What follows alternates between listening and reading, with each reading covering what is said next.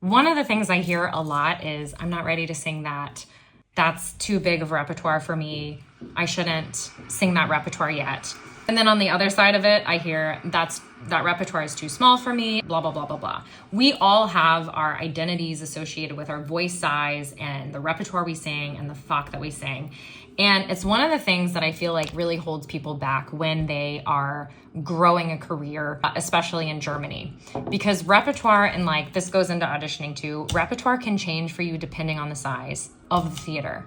Sometimes you're an American and you're like, I shouldn't be singing that, lyric repertoire yet. And then you come over to Germany and you find yourself singing in an 800-seat house. That's a completely different experience. You might be able to explore repertoire that is way different than what you ever thought that you would be able to explore.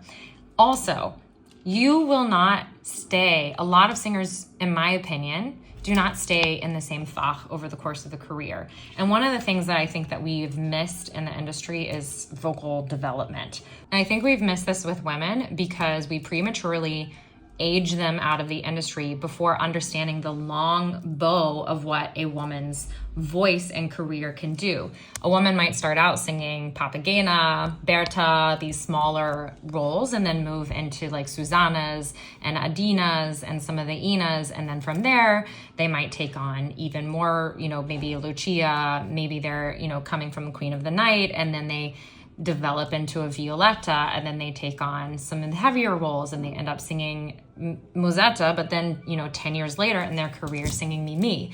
Maybe eventually, depending on the voice, they sing a Tosca and they develop into singing that, and they make a debut, in their 50s or 60s singing Santuzza. There are people, if they are allowed to, develop over time who go through a series of Fachs and allow the voice to gain color as it ages. And we have lost this. And I think the preoccupation with voice size and Fach and people singing this and shouldn't be singing that and this should maybe have the singers in mind, and also consider the shortening of careers that we have that allows us to be blind to the beautiful vocal development that can happen over the course of a person's career. Thanks for coming to my TED Talk, and goodbye.